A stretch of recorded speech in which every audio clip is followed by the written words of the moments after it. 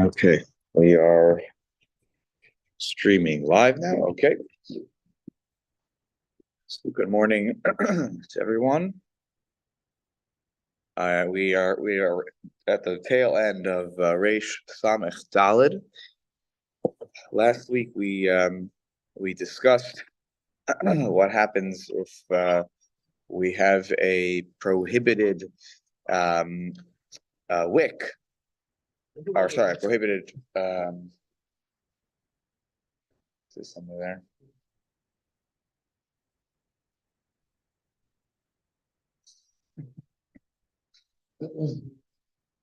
Okay, great.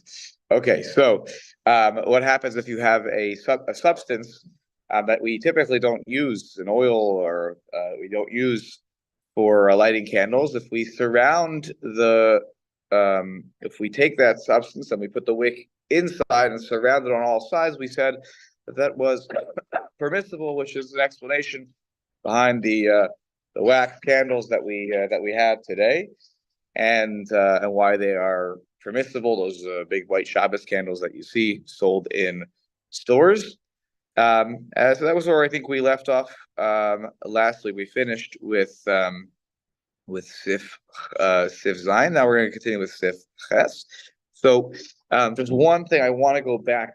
I mistranslated a word. I don't have to go back in the text. Also, the Reish Samech Daled part of things is here at the top of this page that I handed out to you. So that's why you see it there. But we talked about last week. Remember the balsam oil, and that the fear of you weren't supposed to use that because Reichel no date. It was the scent, the odor would waft, and it was actually a pleasant scent according to some. And then we said that was Shema Yistapek Mimenu. That, and I translated Yistapek as like that there's this fear of affordability, which is one way to translate the word, that shoresh samech pei kuf, and how it's used in the Gemara. It also can be used just simply that to supply or to distribute.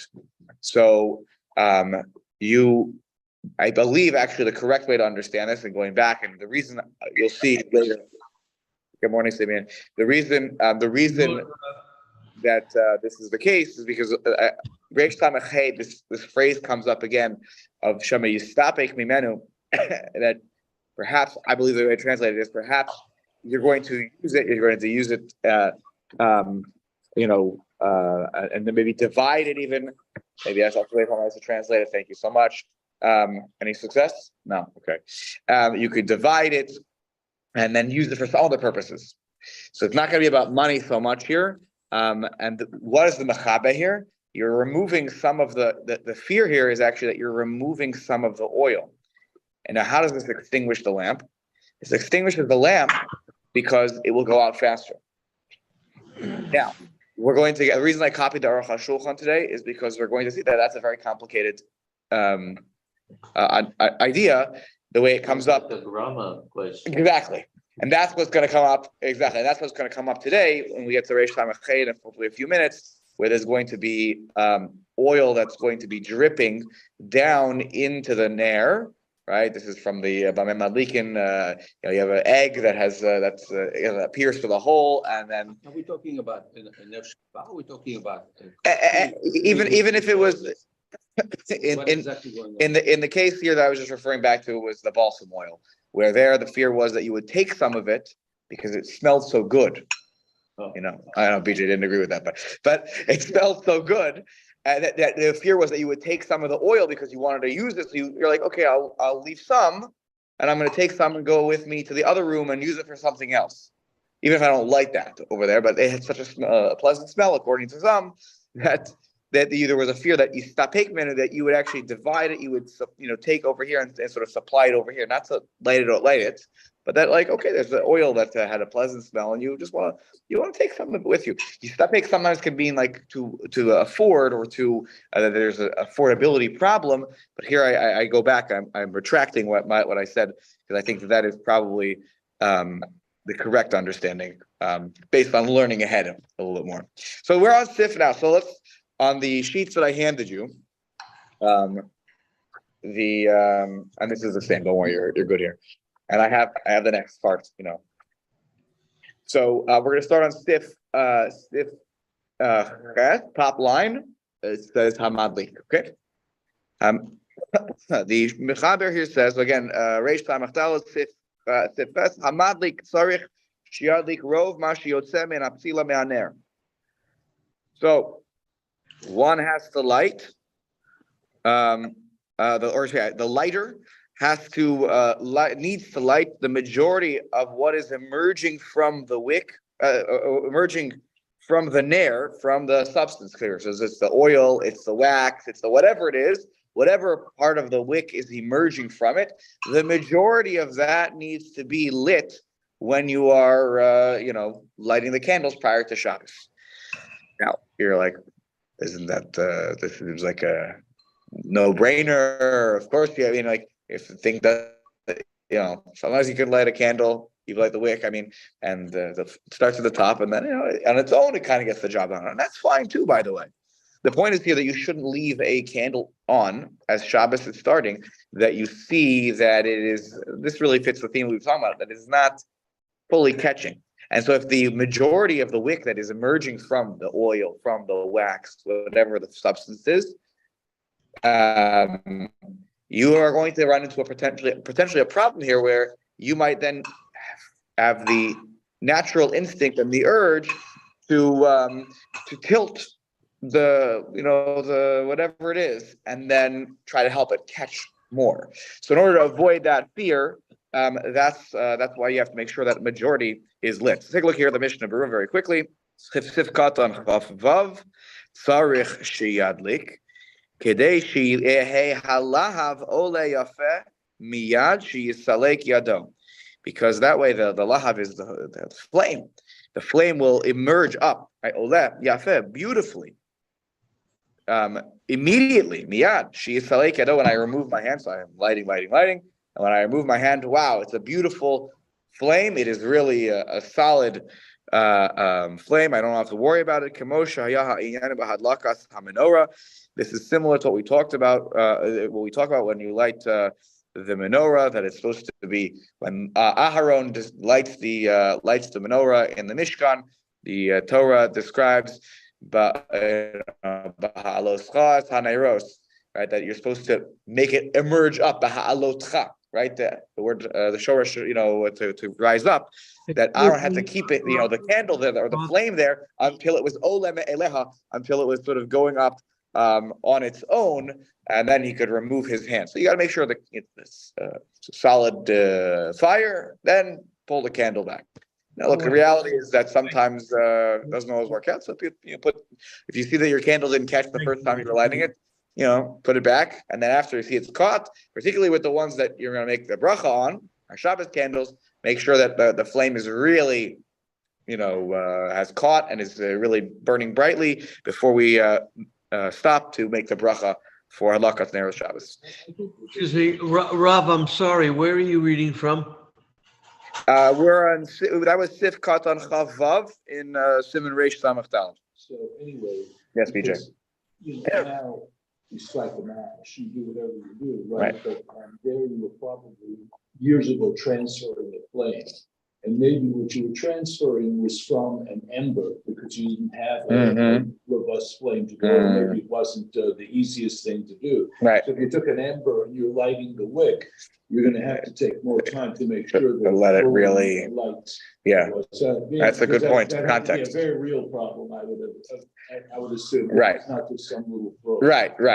Exactly. And now, when you take a match and you just light the tip, sometimes it doesn't. It doesn't catch right away. Yeah.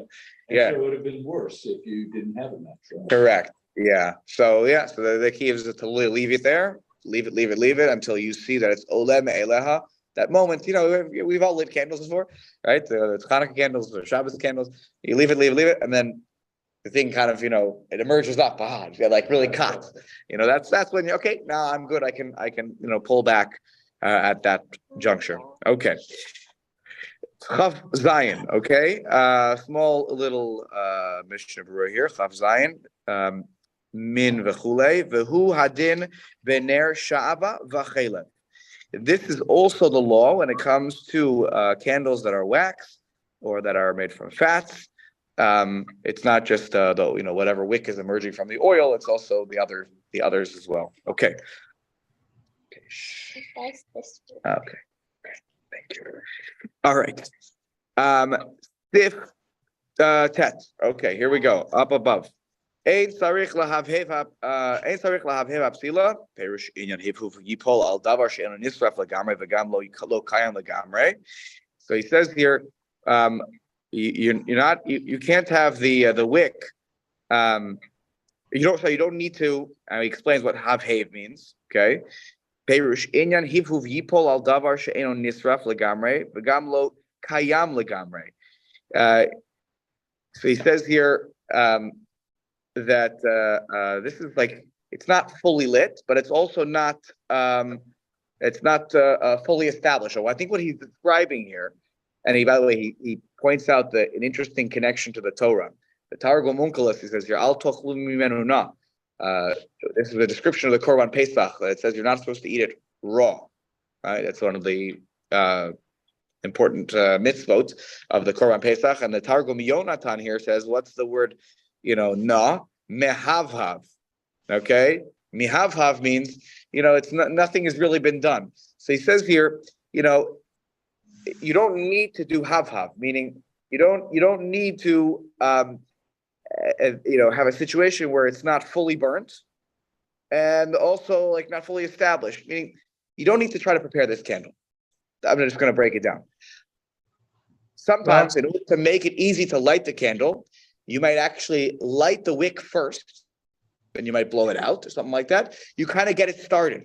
If you ever, even some of the candles, the Neironim, okay, that we have now, if you try to light them initially, you really can't. If you put it for a second, it won't work. You have to leave it there for a moment. And this is, I think, what he's describing here. You don't need to, prep the candle. You don't have to prep the wick so that it's not raw and it's not cooked. And that's why he's saying, it doesn't have to be fully burnt so that when you come back and you light it, now it's, already a burnt wick. But it shouldn't sort of be raw, as it was when it's first made. And I think that's what he's describing here. And I'll just add in that the Ramah then quickly jumps in and says, a disagreement here, based on the practice. Umikol makom, and Simeon, I'm going to read this line and I'm going to get to your question. Umikol makom, the Ramah says, Nohagu lahadlik hapsila ulechabosa. Says, nevertheless, there is a minhag to light the wick, then put it out, right? Kadesh tehei mechoreches v'yoch. So that way it's a little burnt, right? It's easier to light at that point. V'yochaz ba'ha'ur yafeh, and it'll easier to catch and the light will be easier to catch and to make a nice flame, and it won't be a struggle. So I think that's what is being described here. Sorry, Simeon, you wanted to ask a question here? Yes, Rav. Rav, I've always had a question. I've never understood well the parenthetical quote that we just learned. The Ramah, we know, talks to us in italics, but who is talking to us in the parentheses? Who is that? It's not the Ramah. No, it's not the Ramah. That's for sure. I want to say that. So I'm be honest. I don't know the answer. I'll start with that. But this is certainly not the Ramah, and my gut says to me that this is probably something related to the printers, not that they are the be all end all, but they felt that there was a need to explain something here. Right, the word havhev is not something that we've encountered much in our learning over the many years that we've been learning this year. So sometimes there's a need to explain certain words. That's when you see this happen. There's a word that comes up that is not a common word, and they'll try to explain what is the situation. So Yeah. It comes in the printer, but this seemed different to me. This was right. By the way, the fact that there was a quotation here of also the Targum Yonatan, right? Well, which was like, by the way, there's the Aramaic word, mehavhav, right? When it talks about al tachlu menuna. First of all, obviously this person was very learned because they were learning Targum Yonatan and knew how to make the connection here. I don't know who wrote this. I'm not. I can double check. I actually know who maybe would know if I ask them, but I don't know. I'm not sure, but it's certainly not the Ramah. That I'll clarify. That I can say with certainty. Actually, who's ever talking to us has to be part of the chevra in the 1500s. Yes, because it's above the line. So I'm not sure that that's also the case. And this is where, if if we go back to a manuscript or to some of the earlier manuscripts of the Shulchan Aruch, like actually the manuscripts, the question is, where would we find this there? I would need probably to go get some access to the YU library. They do have some early copies of the Shulchan Aruch there in the secret section, where you have to get permission with the librarian to go there. But here, by the way, hav-hav, I looked up it just in the Jasper quickly right now just to make sure. It means singed. Yeah, exactly. Yeah. Okay, that's exactly what we're describing. So yeah, you don't need to singe it because the Shulchan Aruch Ramah comes in and says our practice in the Ashkenazi countries is to do this. I actually recall that my Rebbe said that he does this every Friday. That's his thing. He lights the candle and then blows it. I think he said he does this. He lights the candle and blows it out so that when his wife lights the candles, it catches quickly. That's what he does. He prepares it for his wife. One more thing to do. Yes, one more thing to do. It doesn't seem like that's a No, because the Shulchan Aruch says ein tzarich, and he just says it's our custom to do it. I don't think the Shulchan Aruch is up in arms and like, it's. But yeah, he seems to report that this is a minhag. Let's take a look here at the Mishnah Berurah Chav Ches. Mikol makom nahagu v'af b'ner hakaruch ke'ein shalanu osin kain. Even with our candles, which are the wrapped ones, right? He's describing the wax. It's the wick is down in this substance. He says we also do this. And this is why, by the way, my Rebbe does this.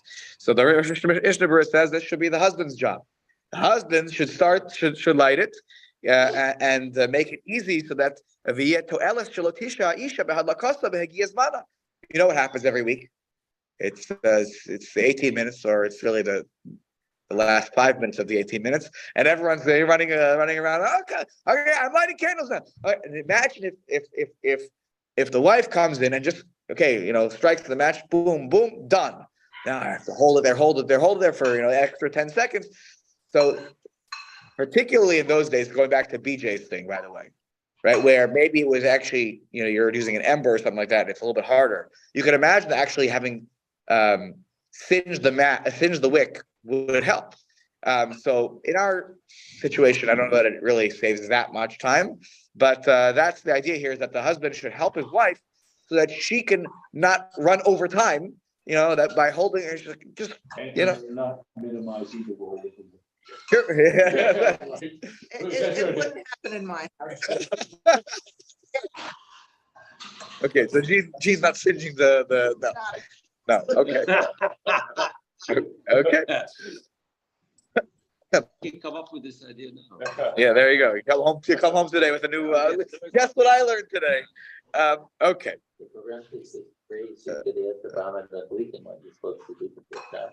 There's another thing. Singe the mesh, singe the wick. That's it. Okay, very good. Now let's take a look at Sif Yud now. So Sif Yud, very short. The Shulchan Aruch caps things off by saying Ein madlikin bismartutin afilu mechorachim. By the way, interesting here that there's no definition of smartutin, but okay. So you're not supposed to light with smartutin. The Mishnah Berurah is going to explain what that is in a moment. And afilu mechorachim, even if it is a little bit singed, you should not use it to light, whether it's the candles you make a bracha on, or it's any candles that you're going to have on over Friday night.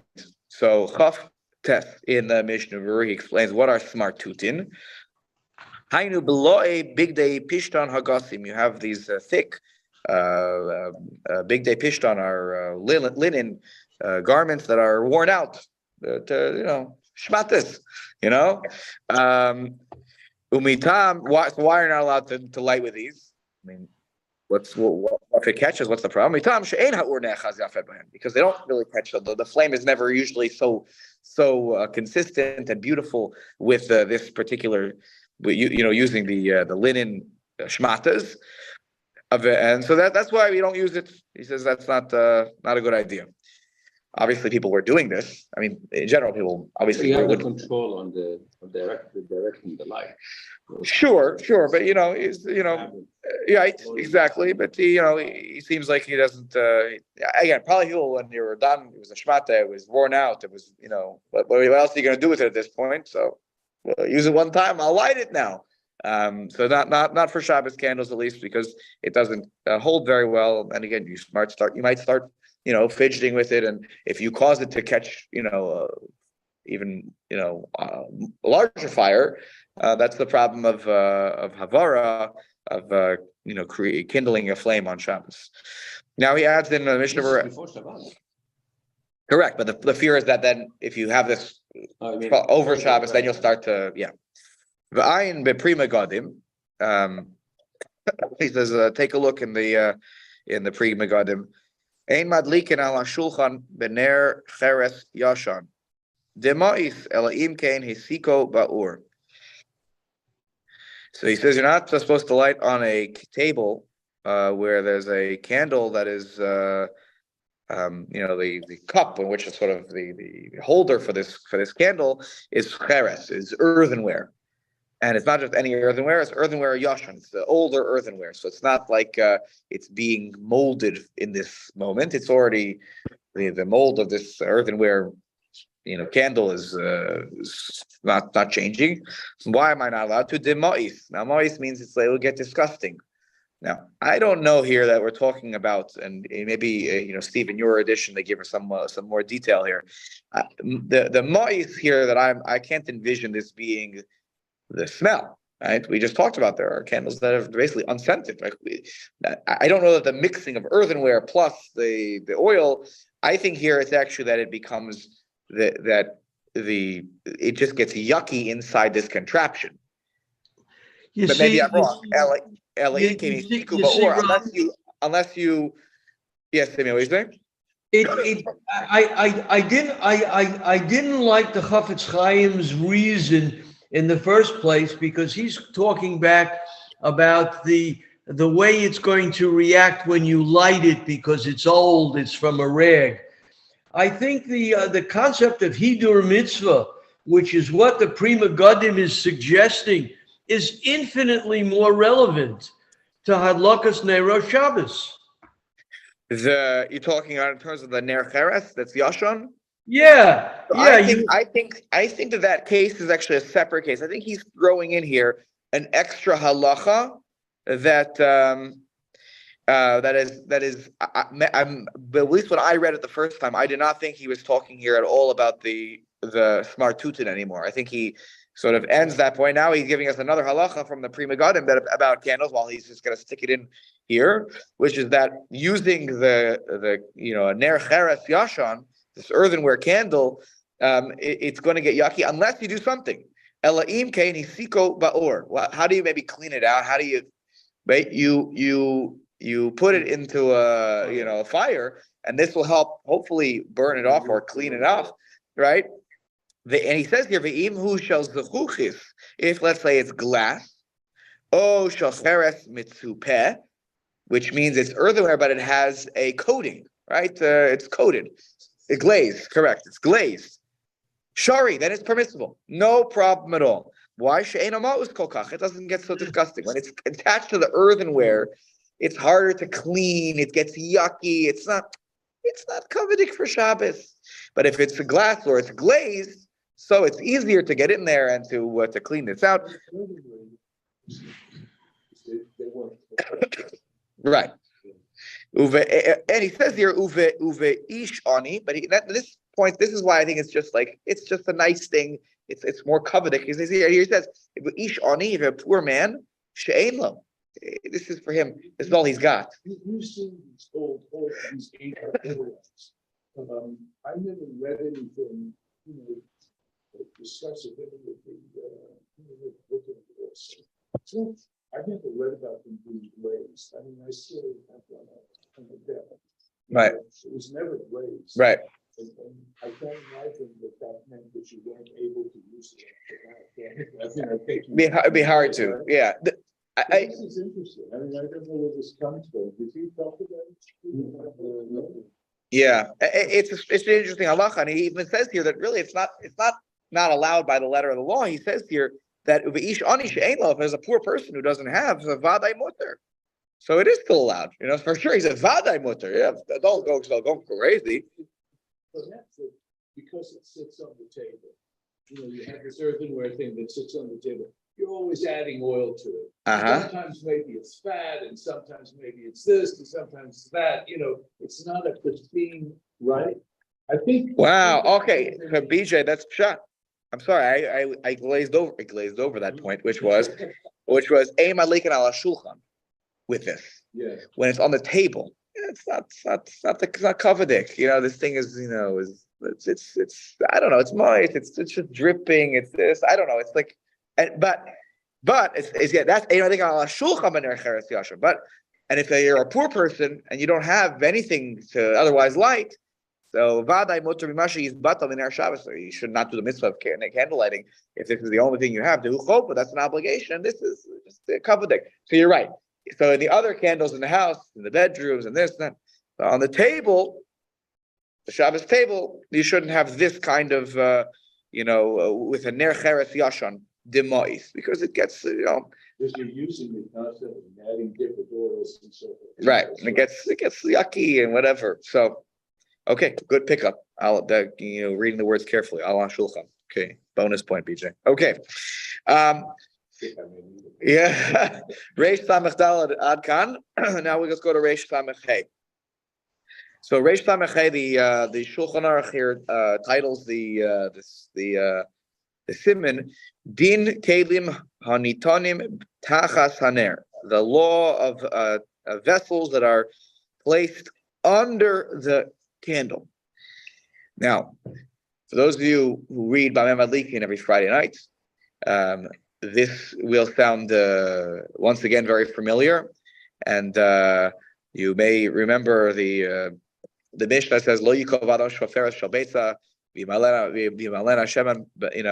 and then he filled it up with oil, and then and it's dripping down onto the candle. So this is really that Mishnah. The words are here and there sort of changed around. I'm talking about the kli itself when you put the weekend. Are we talking that kli? So let me describe. He's gonna describe this very clearly. So, Sif Aleph. Ein nosdin kli menukav malei shemen. Al pi haner kadeshi he noteif besoch. You are not to place a vessel that has a hole in it, that is perforated, menukav, that is filled with oil.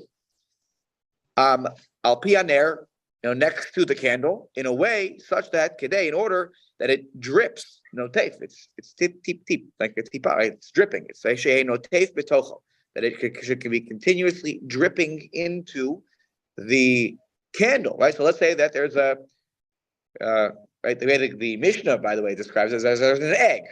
You fill your egg, with oil. So you obviously had a hole at the top, and then you take a little needle or something like that, and you poke a hole in the bottom, and then you set this contraption up before Shabbos starts.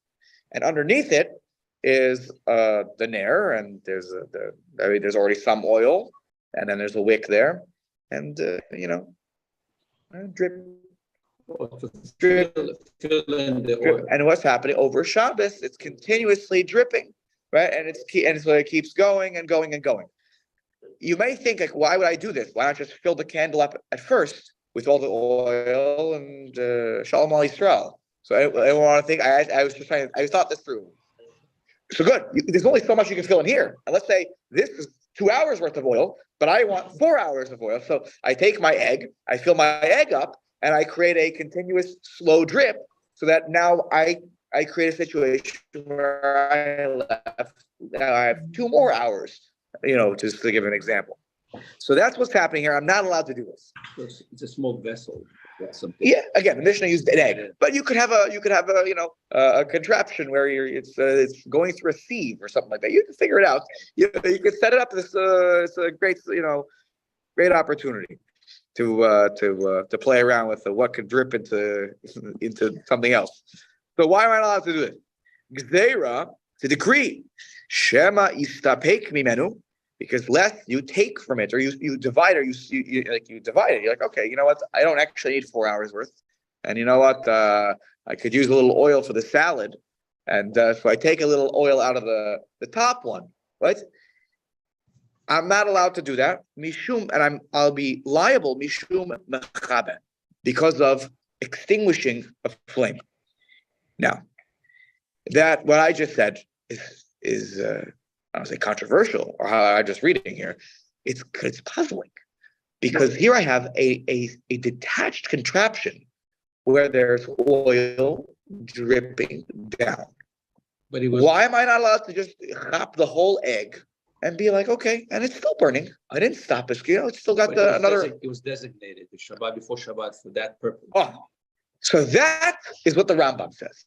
And the Rambam is going to say this is not about mechaber. So here the Shulchan Aruch doesn't seem to side with the Rambam. The Rambam does not think this is a biblical prohibition issue like mechaber. He thinks this whole thing is ultimately going to be related to muktzah. That I set this aside beforehand. It was designated to be oil used for the lamp, and therefore I have no right to now switch the designation that Shabbos has started. I cannot take this and now use it for the salad, right? So that's going to be the issue here that's going to emerge. So now, with that in mind, actually, maybe let's read. Let's go to the Aruch HaShulchan here. So everyone has hopefully in front of them the Aruch HaShulchan here. I'll get you a copy. You want one? Yeah, here I can give you one too. You want to follow along? Okay, sit up. And I'll have to read it for you, Simeon. I apologize. It's not a problem. I have a question though. Yes. Mechaber, if the candle is going to go out over Shabbos, what is the Isur? Yeah. If there is no leak, the candle will go out over Shabbos by virtue of the fact that eventually it will consume the entire wick and the fuel that's making it combustible. So Good, I don't understand why mechaber is the issue. That's exactly why we're going to bring the Aruch HaShulchan here, because the Aruch HaShulchan is going to investigate this. This seems odd. I'm actually not putting the candle out. The candle continues to go, and I have a detached contraption here. It's not like this was I had a hack. I poked a hole in an egg and I made it work. So why is this mechaber, at least according to some? And we're going to see that this really comes from the Rush. That's where this really comes from. But I want to give you the full context of sort of everything that's going on here. So let's take a look in the Aruch HaShulchan. There's Reish Tamech Hey, Sif Katan Aleph here in the Aruch HaShulchan. Kasav Rabbeinu Habes Yosef b'Sif Aleph. The Mechaber writes in Sif Aleph, and he's just quoting now again. Ein nosten kli lenukav bal shemen al pi haner kadei she'eno tef v'socho gzer shem yistapek menu v'yischar v'shu mechaber. Okay, good. That's what we read. What we didn't read yet was this one. V'im chibra la b'sido v'charasit. If you use cement or plaster, meaning it's connected. So it's a one complete contraption, right? Where it's not detached like the egg situation. So then actually it turns out it's mutter, that it's permissible, which also makes it more confusing. Yes, meaning it's one whole vessel, right? So you have here the candle at the bottom, and it's a beautiful thing you bought at the Judaica store where it's set up, and it's all made out of silver, and it drips, and you put the oil up here, and it continuously drips. And it's made for this. It was measured perfectly by the person who made it, so that it's one thing. I go to the store, I buy this thing in the Judaica store. It's one item. So then it's going to be, if it's, connected in such a way, with cement or plaster, mutter. Then it's permissible, kevan shu kli echad, because it is one vessel.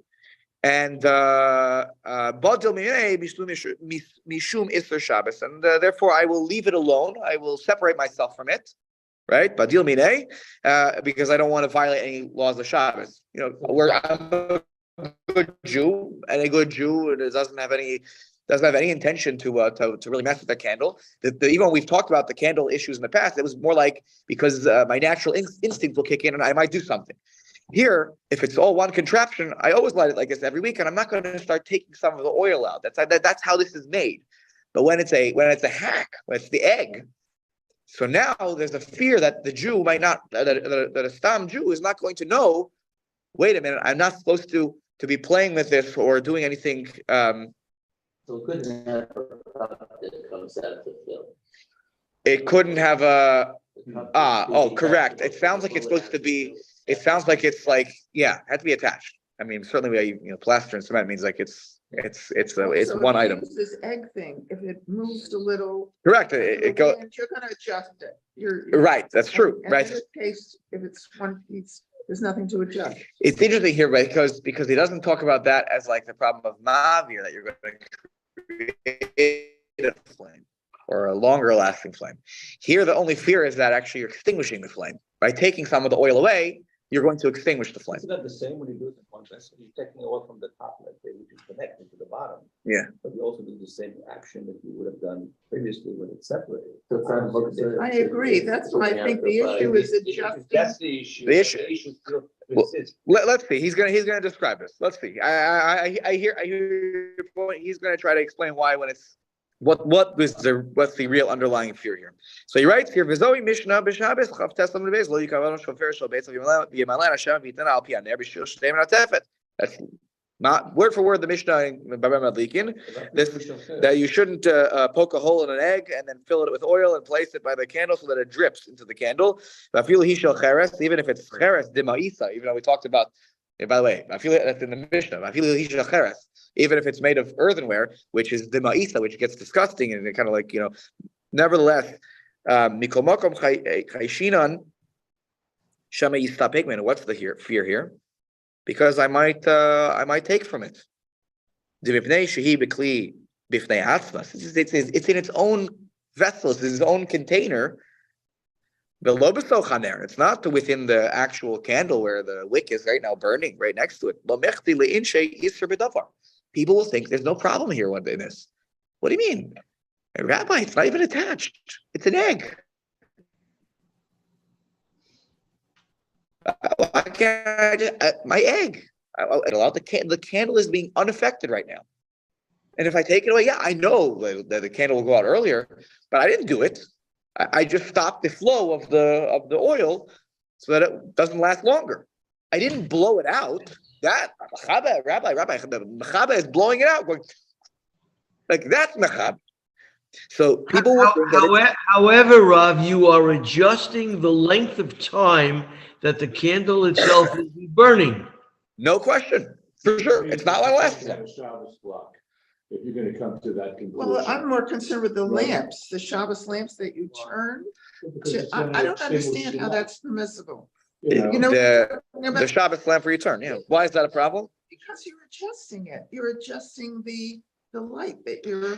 So So here's that. In that case, by the way, the Shabbos lamp, all you're doing, the way they constructed it, is that when you turn the top, you're moving you're basically putting a wall in front of the light. You're not affecting the light at all. There, you're just blocking the light from. It's an external contraption that's built in that you turn it, and now it blocks the light from. But the light is still on. Nothing changed about the light.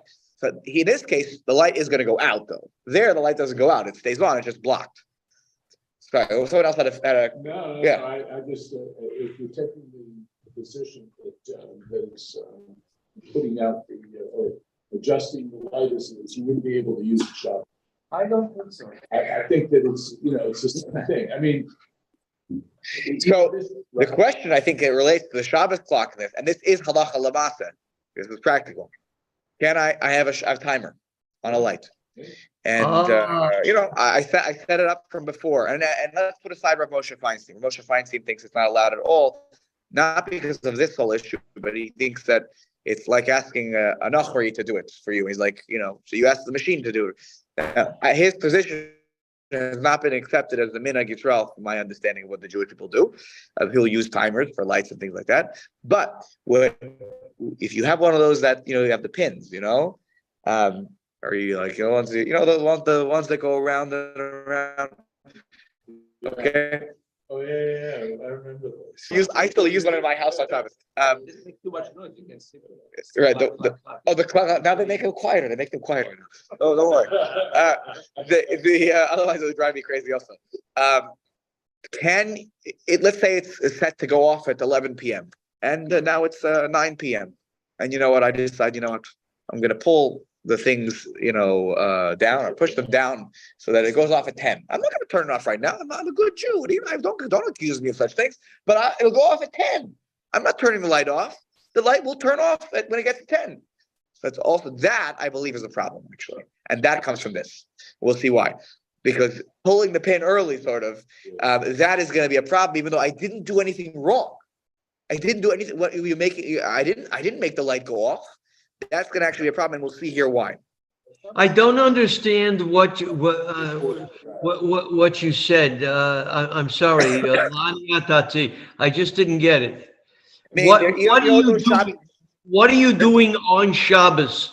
So that you have those, is also- talking about saving those timers. They, Yes, the yes. 24 hours. So let's say your timer is set that at 11 o'clock it will go off your light at night. 11 p.m. I want my lights to go off, but then I realized, we're not going to be up as late. It's 9 o'clock now, or we're ready to go to bed. So you know what? I'm gonna push down a few of those pins so that it goes off at 10. I'm not turning it off right now, but it'll go off earlier. That way I save on the electricity or whatever the reason is. I don't want it to be on anymore. So that's not going to be allowed. I believe firmly that that's not going to be allowed. It comes from this halacha. Or in the reverse, extending the time. So let's keep reading on. That sense is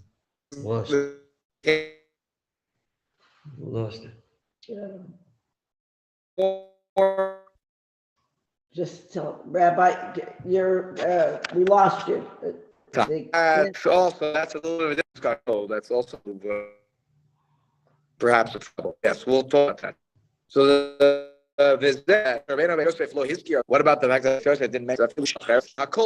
He just said vessel. He didn't write the whole thing. And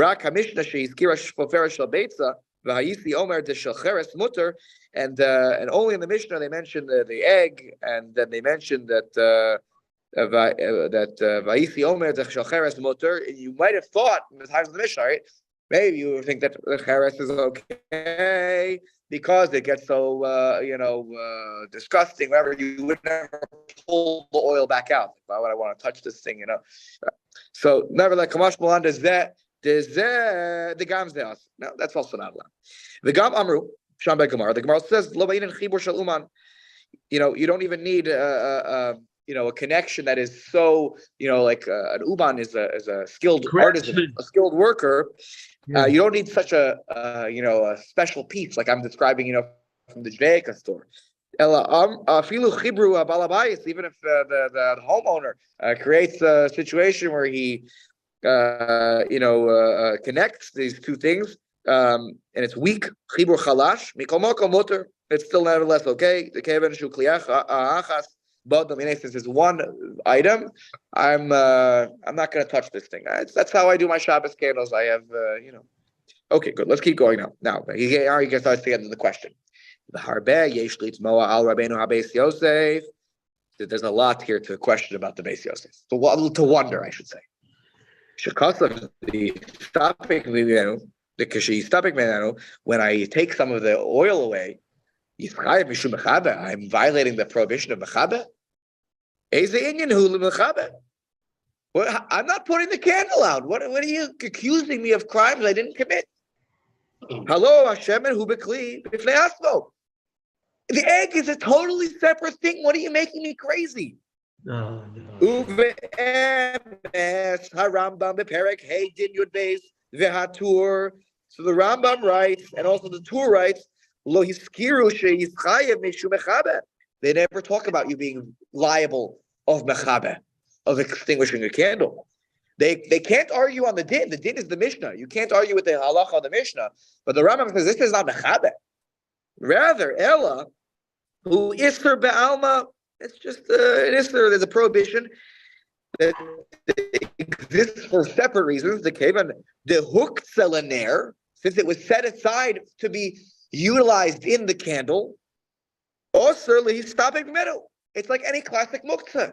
If something is set aside for a particular usage, you cannot then remove it from what it was supposed to do. So he says here, Aval lo chiyuv mechabe. The Rambam never talks about this is the problem of extinguishing the flame. The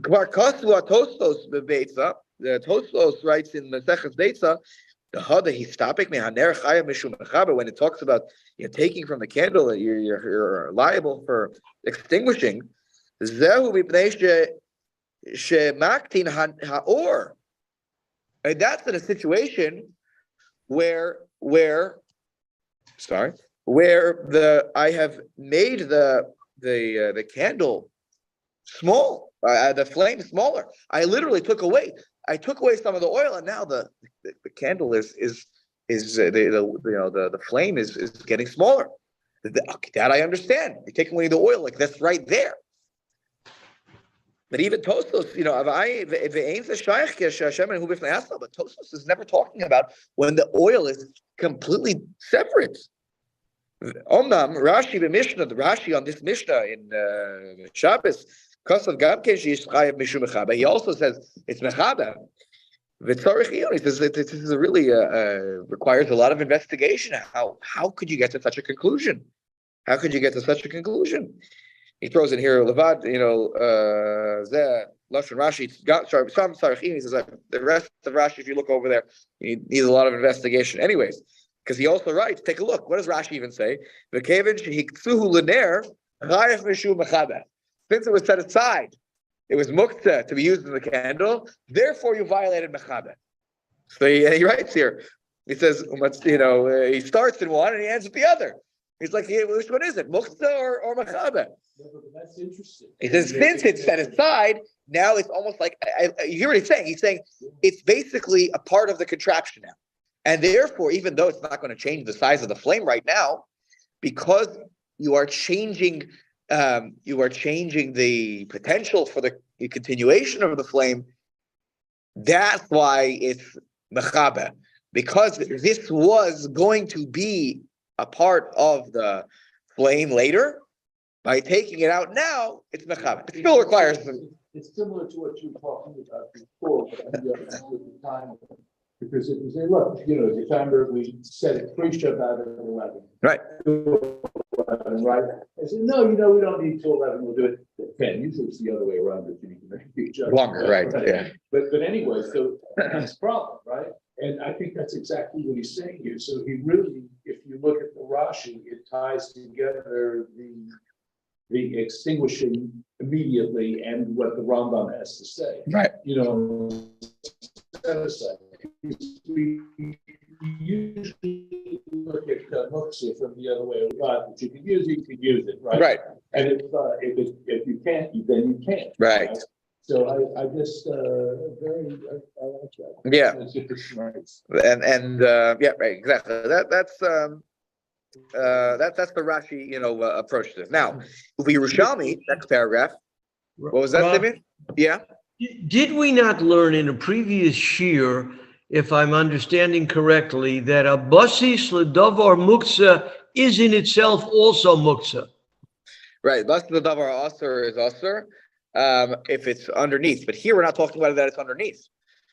So, The but thing is you can't dripping touch from on it though top. on Shabbat. It's also muktzah. you are prohibited from touching it on Shabbos. But this is not a basis. This is dripping from on top. Imagine you have your candle down here. The egg is up here, and it's dripping down. This is not. It's not holding it up. It's not a basis. Is like when it's the thing underneath your candlestick. That might be a basis, right? But here it's dripping from on top.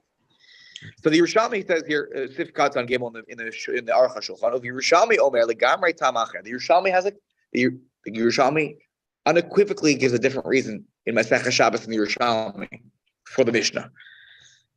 Get this, Mishum Mavir, different problem. It's Mavir. This goes to your point into before. This is actually a problem of kindling. Of course, you can light candles before Shabbos. It could last all Shabbos. If in theory, it could last that long. That's when they're all together.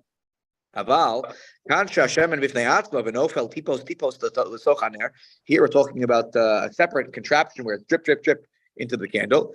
This drop doesn't count along with the other drops to be considered together. And therefore, now this would be a problem for timers. And therefore, the drop that falls on Shabbos, that I set up before Shabbos, he's like, it's not actually, I'm not violating a biblical prohibition here. I don't think. He say that's why it's ki aso bi'adayim. I don't think the Yerushalmi would claim that because it's a machlokes beis Shammai beis Hillel, that if I have if I set something up before Shabbos and then the malacha happens on Shabbos, I can never violate it on a biblical level. There might be rabbinic restrictions, but biblically, if I don't do something on Shabbos, they paskin like beis Hillel, that I can never violate a biblical prohibition for something I did before Shabbos. So that's why I think it's rabbinic here, but it's ki aso bi'adayim. It's like I did it with my hands. But this would throw into question all timer usage, because this would mean that if I set it into motion beforehand, then it goes on Shabbos, right? Then this is like, it's like I did it with my hands on Shabbos. Okay. Mishum de Gazrina Shama Ya'are Mishvaferes L'Sochaner b'Shabbos. Or this goes to Hinda's point. What happens? I might start adjusting things. And then what's happening? I might end up being the one who pours things into the nair down below, and I'll be liable for mavir, for kindling. But the Rambam seems to reject this Yerushalmi, at least the reasoning, and says this is because of muktzah and the Torah as well. Mavir makes a little more sense. Mechabe? It's disconnected. How could it be mechabe? Now here he gets to giving us some insight here. I don't understand the fact that the drops on Shabbat. How is that affecting anything? I don't know. It helps it continue to burn. Yeah, but we did it before Shabbat. Correct. That's why. So in terms of the ma'avir part, according to the Yerushalmi, it's because it looks like I'm lighting it on Shabbos. It's as if I lit it with my hands on Shabbos. Not actually. That's why I think even the Yerushalmi would admit this is only a derabanan, but they're giving a reason that it's like lighting it with your hands. Okay, they didn't like it because of that reason. That's how they explain the Mishnah. Meaning the Mishnah is the Mishnah. Now you have to deal with the explanation for the Mishnah, right? So that's the Yerushalmi's approach. And that's Rav Moshe. Rav Moshe basically says, I don't like this. This looks like Amir Lanochri. It's like you're asking an Anju to do it. You just ask, It's not a B, period. His claim is that if the Chazal would have known of such a thing, they would have said it's basically that it's like Amir Lanochri, right? That it's like you're telling somebody else to do something. Just like you shouldn't tell an Anju to turn something on for you on Shabbos. You asked GE to do it for you. Okay, so GE, like that's also not okay. That's Rav Moshe. I don't know. When we get to the simanim that relate to the non-Jew turning lights on Shabbos, maybe we'll bring in the Rav Moshe Tshuva and we'll read it about. Understand where he comes from. Didn't he modify his opinion later? On this one, I'm not sure. On this one, I don't think he did. I think he was. I think he stuck by his gun, but I could be wrong on that one. I thought that's where he. Yeah. Take a look at Dalit here. It says Umatzasi mi shekasav the bekan yochol liyos kibui mamish. That no, there is a potential here to violate extinguishing. The ein chashash shema yistapek mi'at me'ashvaveres. the fear is not here. Oh, I'm going to take a little bit, from the egg, right? Ela shama yikach. Sorry, shama yeah. Ela shama yikach hashvoferes kula. The fear here is that I'm going to take the whole egg, right? And the whole thing. While the drops are falling, drop, and I'm going to go. I literally cut the source off to the next drop. Without that next drop, this thing is going to be going out very quickly. So this thing is sort of functioning and holding, is sort of holding right now based on the drops. And if I remove it, that's a little hard. He's saying this whole candle is staying up because of the next drop and the next drop. It's like, we talk about the phrase you hear often in politics, you're living from paycheck to paycheck, right? This flame is living from drop to drop, right? It's a hard sell. Anyways, he says this is what the Yam Shel Shlomo says. Okay, here comes the better explanation of Mechabe, in my opinion. Says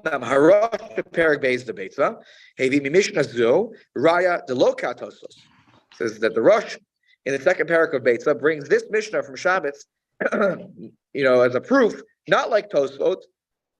The Tama the Mistapek Chayav Mishum Mechabem Mishum Demimaet Haur, not because like Tosfot was like, oh, if I take the oil out of the contraption, then I'm making the flame smaller. No. He says Ela Hatam Mishum Gram Kibui. Because it is gram kibui. Gram kibui means it's going to cause in the future extinguishing the flame. Because when you take a little bit, you divide some of the oil out. Yigrom maher lechabos. It will hasten the extinguishing of the flame. Uve gram kibui kazeh, and the Rosh writes that when you have gram kibui like this, right, it's a grama, it's going to cause it in the future, where it's 100% certain, without a doubt, without a shadow of a doubt, this will go out earlier because of this action. He says that everyone agrees, and I think here the Rosh means everyone in the Gemara would agree, everyone in the Mishnah would agree, because obviously the Rambam doesn't agree with him, would agree, this is mechaber. It's like mechaber.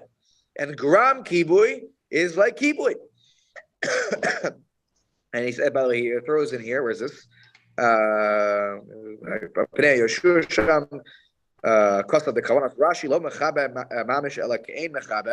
that's what Rashi meant when he said mechaber. It's not exactly mechaber, it's like gram kibui, Below zecher al divrei harosh shevenu. The Bnei Yeshua doesn't mention the Rosh for whatever reason, but the Rashi also, maybe you could explain Rashi in the same way. You have to do that. Because Rashi will admit to you the the flame is not going to get smaller. So he also believes in gram kibui. And correct. And they're all in agreement. It's gram kibui. It's gram kibui. And the ve'ein zarak. Okay, fine. Okay. He throws in an important point, by the way, that at the end there in the second brackets. Ve'ein zarak malach hashem tzricha legufa kamuvan. This is only a malach hashem tzricha legufa, meaning kibui on a d'oraita level is only a problem if I extinguish it to make hecham. I make it to make charcoal, right? Extinguish it so that I get something out of it by extinguishing it, and I don't get anything out of it. And malacha she'ena tzricha legufa, when I do something I don't get any benefit from the actual product, it is knocked down to a derabanan, according to all except for Rabbi Yehuda in the Mishnah. It is interesting though that the Rambam paskins like Rabbi Yehuda about the question of malacha she'ena tzricha legufa. Everyone disagrees with the Rambam on this one. Most other people will paskin like Rabbi Shimon. But it is interesting. It's an important factor as you're calculating this that the Rambam does believe that malacha she'ena tzricha legufa is still biblically prohibited. So, there's just a fact to sort of put aside in this whole discussion. So, what we see here is importantly, is that the Rosh holds that the problem here is gram kibui, and that's why I go back to the example of the timer. Even if I make the timer go out and it doesn't change the light, of course, at all. The light is the light until the time it hits the switch, the timer. Even if I pull it so it goes early, it's a problem because what I've done now is I've set into motion on Shabbos that my candle, my light will be extinguished. And on Shabbos, I'm not allowed to do that. I'm not allowed to have a situation of gram kibui, where I have put into motion something that will put out the flame. The Gemara talks about this in a different context. In this context, what happens if I put there's a fire and the fire is following a particular path, and I put a jar of water in an earthenware jar over here, and the fire, I know exactly the path of the fire. It's like dominoes; you can see exactly where it's about to go. And I put it here, and when the fire gets over here, it will create such a heat that it will burst open the jar, and then the water will go everywhere, and it'll put out the fire. So you're not allowed to do this. Why not? The fire's over there. I put the water here. That's because the fire is silly. It's the fire's fault. It shouldn't have gone over here. I put the water here. What are you handling me for? Because why? And the answer is gram kibui, because it's a grama. And this, it gets into an interesting discussion about what's the level of the nature of the Isser. Because, we use gram, you see it, by the way, you ever see those scooters on Shabbos, right? That are used, by people who are not able to walk to shul on Shabbos. But, it's important that they should be a part of the community and function in that way. How do they function? Once you turn it, it doesn't start. It becomes like this random thing, right? And they use all sorts of these contraptions. They say grandma, it knocks it down to it's a little bit better than a regular. So usually when we allow grandma, I want to be very careful.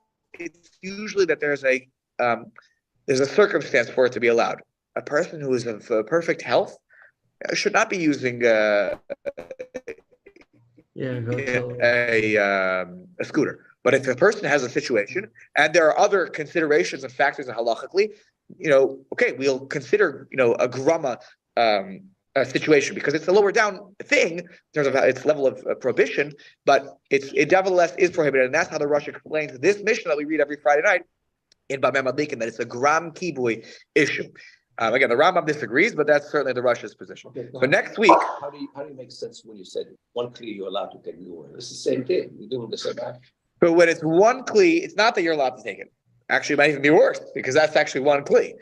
The reason it's mutter is because we're not worried you're going to do that. Because here the fear is that a Jew will be like thinking, because not every Jew comes to Sunday morning shir, right? What happens? I could think, it's okay because it's not connected, right? And I understand that, by the way, because the logic here is that this egg has nothing to do with it, and you'll take it away.